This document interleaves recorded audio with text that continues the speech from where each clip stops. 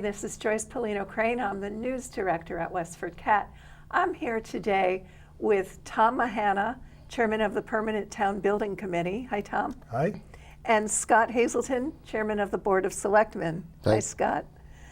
I need to correct the record from our news show of August 29th, in which we said that the Selectmen had approved commissioning a schematic design for 63 Main Street. The schematic design that Selectmen approved on August 28th was for 51 Main Street, right, Scott? Correct. So I needed to correct that record, and I thought I'd bring you both in to explain a little bit more about what's happening in the center of town and what are some of the building plans. And maybe, Tom, we'll lead off with you. You've got this whole sheet of a list of projects that you and your committee are working on. Sure. Can't believe how you get these things done. Sleep is overrated. I don't even know how to use a hammer, so this is just amazing to me. But could you list some of the projects for us? Sure. I'd be happy to, Joyce. Thank you. Well, first of all, in regards to 51 and 63 Main, at the Selectmen's meeting, they authorized us to proceed with the schematic design for the new center building at 51 Main Street, and that building will go in place of the existing fire station after the fire department moves out into the new building that's currently nearing completion on Boston Road. So we completed a feasibility study for 51 Main Street, which we're calling the new center building. It's roughly about a 9,000 square foot, two-story building that will house several town departments, plus the marquee of the building will be a new 100-seat meeting room. That'll be located on the first floor, and then up on the second floor we have office space for particularly our IT department, our new facilities department, and also our veterans agents. So that project is now proceeding. We spent the summer looking at some parking issues at the Town Center complex, and the Selectmen were satisfied with the results of our parking study. So we're going to move forward now with that study. Our plan is to move forward with the design, the schematic design, and hopefully by town meeting in March that we'll have a good cost estimate in place, and we'll be able to go for construction funding and final design and construction funds at the annual town meeting in March. So that's currently the plan for the new building. And that's just 51 Main Street. That's just 51 Main Street. So and there's so much more. Yeah. So the existing, so that's literally going to go right in the footprint of the old fire station. So our plan is to demolish the fire station once the fire department has moved out. There are some challenges with demolishing that building that we still need to work out. But that building, our plan would be either this winter or next spring we would demolish that building so that we could then move forward with the design of the new building. So in relation to that, the new fire station is currently we're really coming quickly to the finish line on that project, and it's pretty exciting. And if you've driven down Boston Road recently, you'll see that we're finishing up the site work, the landscaping inside the building is. It's really taking shape. Yes, the building is pretty much complete in the inside. The substantial completion date for that is October 3rd, so we only have a few more weeks before that building should be just about complete. And we're making plans now with the fire department to start moving in by the end of October, early November. So we're really excited about the progress of that project, and hoping we'll have a nice big celebration sometime before Thanksgiving if things stay on schedule, that be able to invite the public in to come in, see what we accomplished there. So, yeah, that will be very exciting to see. Yeah. So that project is, that was it was a $12.7 million appropriation, and we're on schedule and we're under budget, and so we're very proud of how that project is going along. Well, you should be. So then there's also Road and Bush. That's underway. That is underway also. That is also expected to be completed by the end of this year. The town has an obligation to turn that building back over to the Road and Bush Community Center by early next year. So that project is still on schedule. There's a lot of work that's been going on the inside. The entire inside of the building has been completely gutted and renovated. A new elevator's been installed. There's been office space that's been created for the rec department on the 3rd floor, but also for the Rodenbush Community Center. So that building, that project's going along very well. Again, it's on schedule. It's also under budget. We've been able to, with some of the savings, we've been able to make some additional improvements to the building that we're quite happy with, and that project is hopefully they'll finish the roof soon, so we can start taking the staging down, and people can start to see what a great project that's turned out to That be. should be very exciting. And for those who are not clear what Rodenbush Community Center, where that's located, it's at 65 Main Street. And then we're going to get to 63 Main Street, Scott, in just a minute, because that's where you come in. But are there any other projects going on right now Sure. that you're involved in?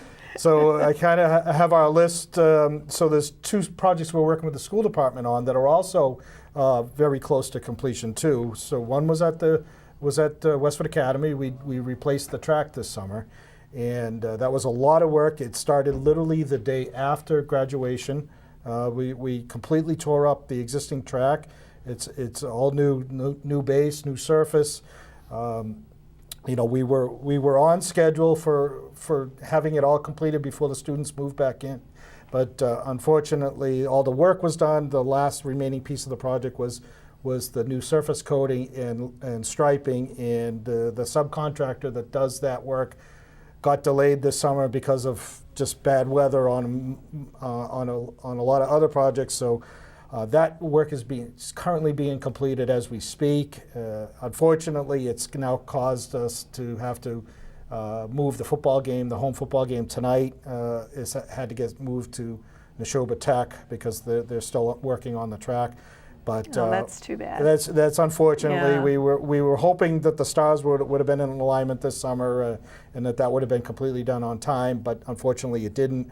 But we are confident that will get done, so that next week's football game, which is a home game, will be held at home. And again, we can't wait to show off the work that was done there. That was a lot of work that was done in a very short amount of time, Yeah. and I think the community would be very proud to see what we did there also. I did go by it, and it looks beautiful, so congratulations on that. Yep. And then there's the library. Well, the library, but the other school project quickly is we replaced the roof at the Abbot school this summer too. Yes, So- saw that going on. Yeah, so that was a big project, and I'll just get back to the track quickly. That was a $700,000 project that received Community Preservation Act funding. So that and again, that project is under budget.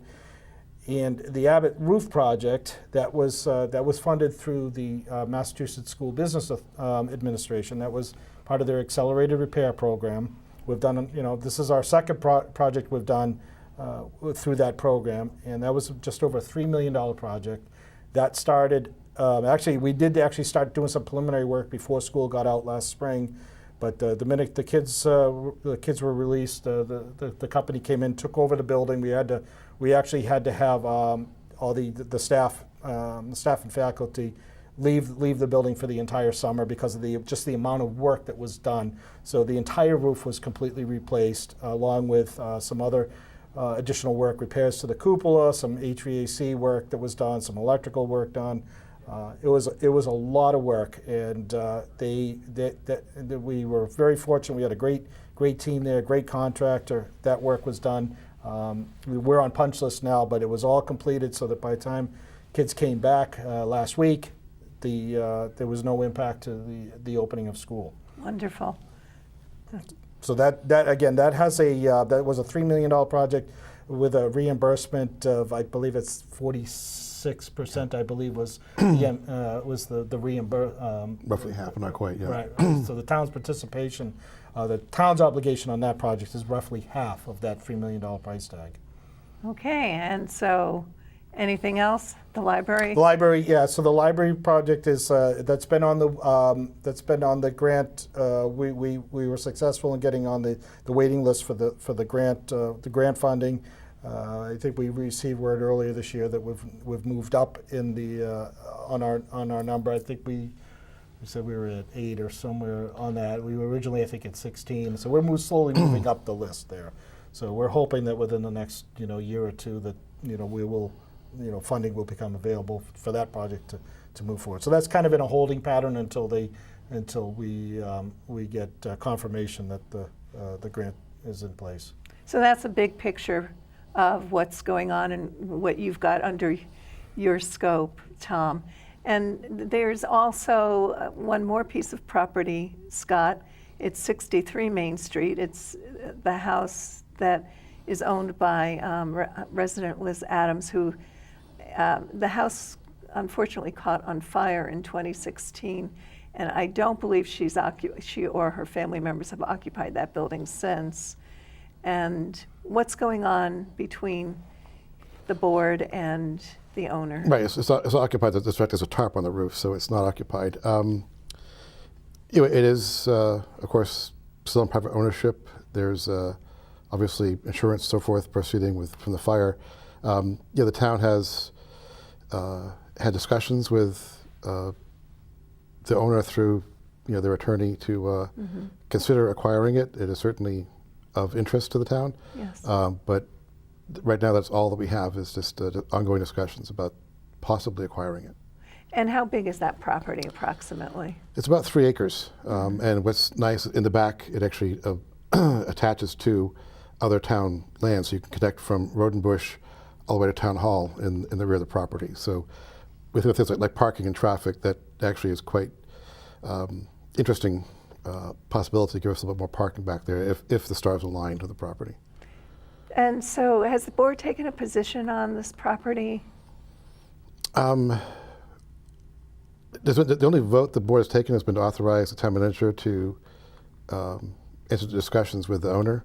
Yeah. There's been no discussion about, there's been no votes beyond that. Certainly at the August meeting, we did discuss the possibility of a school administration future home being there. Right, so Superintendent Bill Olson and an Assistant Superintendent Carrie Cleary Right. Appeared before you and proposed using the building for the school administrative offices. Correct. The schools have gone from the town farm to Millennium, and now Millennium is issue, as the name implies, it's always meant to be a temporary building. It's mostly modular. In fact, it's all modular. Right. And the useful life was thought to be around 2015.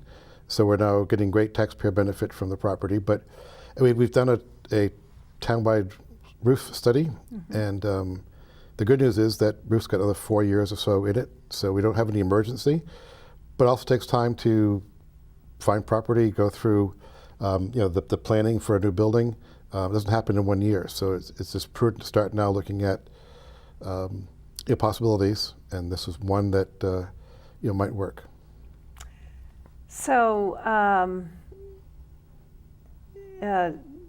there's no timeline right now No. for that. It's just a possibility, and it seems like something that might work well for school administrative offices. Well, certainly, there are questions. So the the building's condition is really unknown. How much could be salvaged? That's all to be determined. But the 3 acre lot could house school admin with a good setback and adequate parking. Just really rough back of the envelope calculations. It would work. And then there would be it would turn into a campus for Town Hall. If that property were to be purchased by the town, there'd be a whole length of adjoining properties on Main Street. Well, there would be side by side Road and Bush and school admin, and then at the other end of Main Street by the Common would be the town hall and the new town center building, if that is approved at a future town meeting. In fact, I think it's John Cunningham at our meetings called it the town government campus. Right, resident Tom Cunningham And it would be stood up and spoke. It would be something like, I mean, if you think about a classic old college campus where you had, the classic buildings, there would be, who knows what we actually could make work on 63 Main if we acquired it, but the goal would not be to build something new, it would be to try to preserve the character of that building as much as we could. Yes. Is a campus like atmosphere on Main Street, is that a good thing, a bad thing, or neutral? Well, okay, so, I mean, we are a long ways away from that. Yeah. First step is actually looking at the new Town Center building. That has to have plans made. There has to be public input into that process. Mm-hmm. In fact, there has to be next step beyond the town meeting approval actually will be probably a debt exclusion to fund it. So that building alone has got a bit of a path still to go. It's even longer path with more uncertainty for additional structures, but I think it wouldn't look like a campus in the sense that these are all unique buildings that we're going to try to preserve the way they are. So we wouldn't be changing the look and feel of Town Center. A campus implies a lot of traffic. The employees are not that many in town, so we're not going to change that, I don't think, materially. What does have a benefit is, the schools are over half our employees. They're about half our budget. So to have them walking distance for town hall is convenient, I think, for both schools and town administration. As you look at budgets, currently have discussions about school safety with police and fire and schools. So I think proximity is helpful for a lot of reasons. One of them being in IT connectivity is also, I think, helpful. For communication reasons alone, that would be very helpful.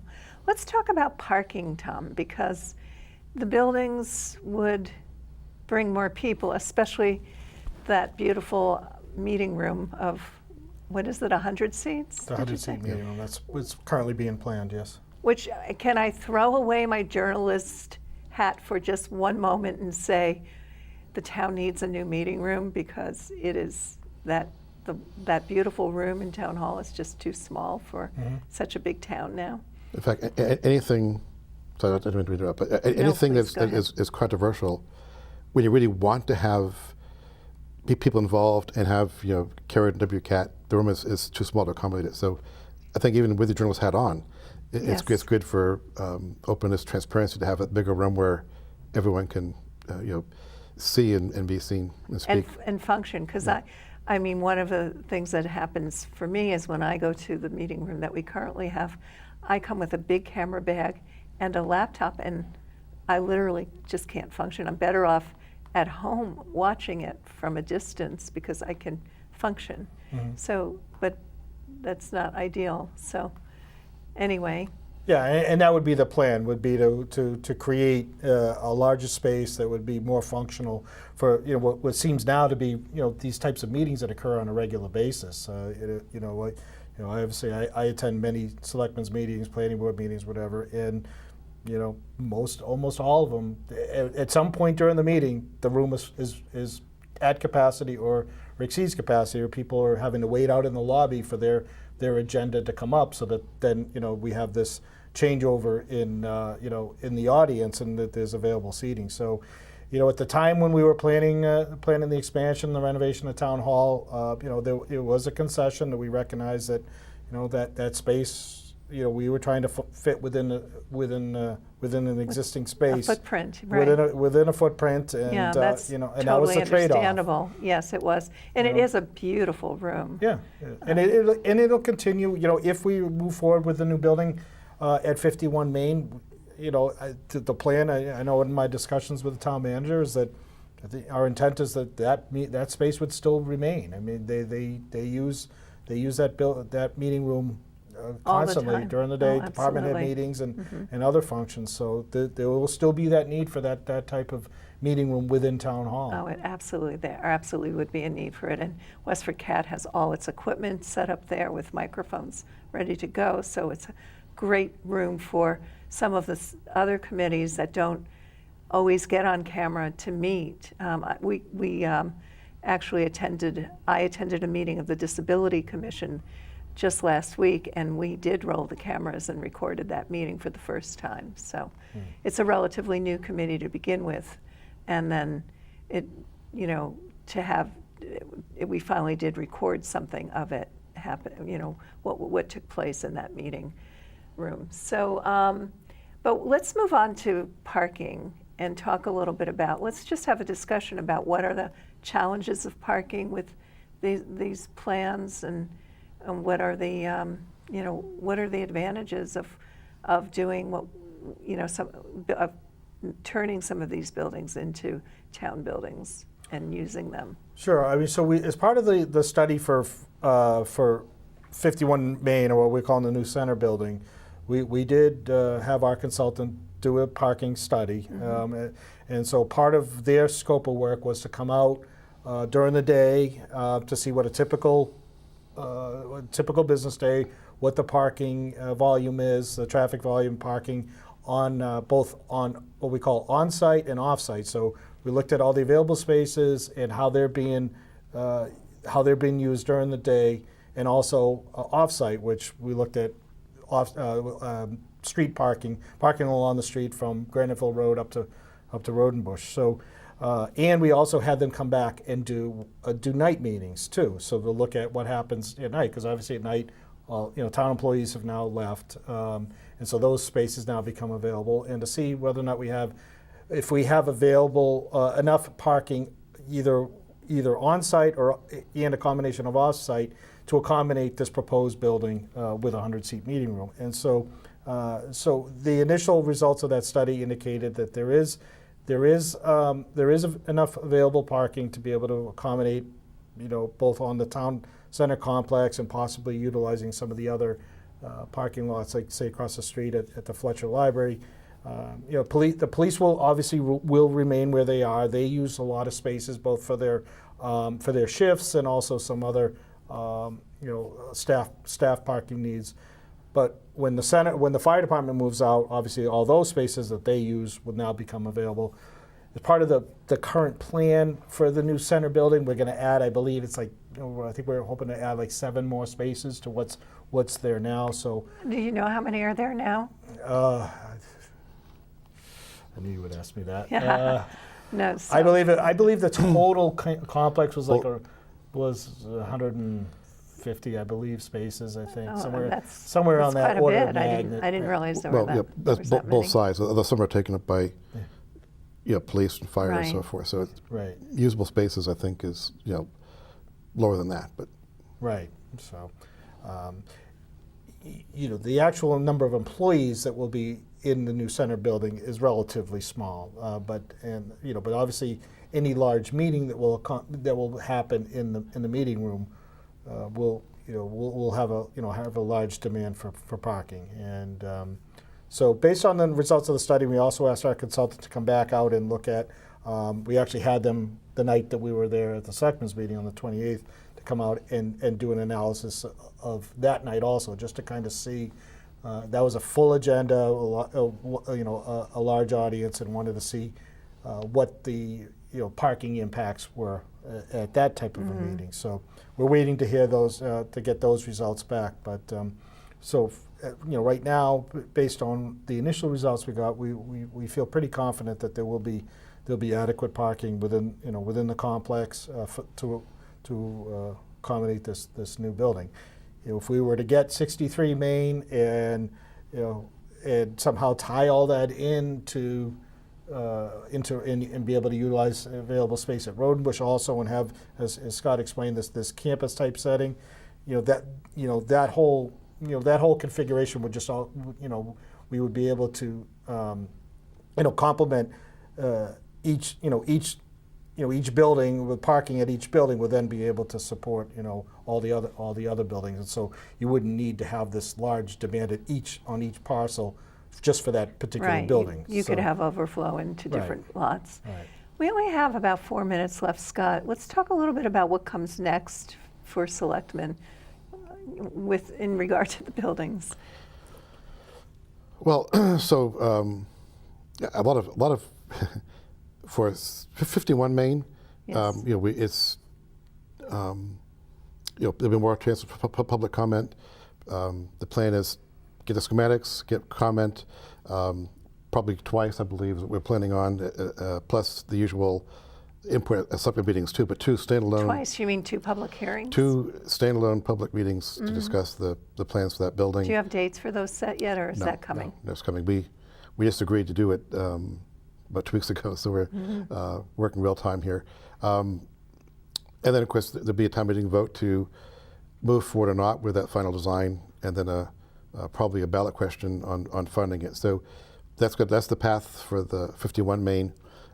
63 Main it's a very unclear path, but certainly if we were to be able to acquire it, there's going to be a lot of public hearings there too. You know, is in fact the school committee use the best use in the town's view? You know, we don't. That's our perspective looking at town needs, but that's something we want to discuss with the town. How that would look, setbacks, that's all to be determined. So I don't want to. There is, you mentioned about, is there a master plan? Not in the sense of we have a divine inspiration for what this thing should look like. No, it is a idea that a lot of efficiencies could be gained. We could preserve what we have now in terms of look and feel, but there's a lot of questions to be asked, and the town will have lots of chances to give us opinions on that as we move forward. So let's talk a little bit. We just have about a minute and a half left, but taxes. You know, what will be the impact? Well, on the same night that we did all this discussion, Dana O'Donnell, our budget director, had a presentation on timing. So it's a lot of numbers, so can't do it in a minute and a half. But we do have a lot of current town buildings that are bonded that are being paid off over time. Some of the schools that we built are coming off. We have the police station, the highway barn. Those are falling off our debt rolls. So, in fact, with the fire station, our town treasurer was very creative in arranging the debt schedule such that most of the bond will impact taxes just as other debt is retired. So we had up with a balanced level of payments for tax purposes. We try to do the same thing with these buildings. You try to time your construction and therefore your borrowing to coincide as other debt falls off. It won't be perfect science because we don't have the timing of the future exactly correct, but yeah, the plan would be to try to stagger the starts. The starts and the stops. And even the library, that's also be, we're looking at being probably 2-3 years out. Look where we are now for funding. So again, we'd be paying down debt before we take on new debt. Well, thank you both for coming today to help me correct the record and also to clarify what's going on in the town center. It's very exciting, and I will be watching and hopefully writing about it to help keep residents aware as well. So for WestfordCAT News, this is Joyce Pellino Crane. Have a great day and see you around town.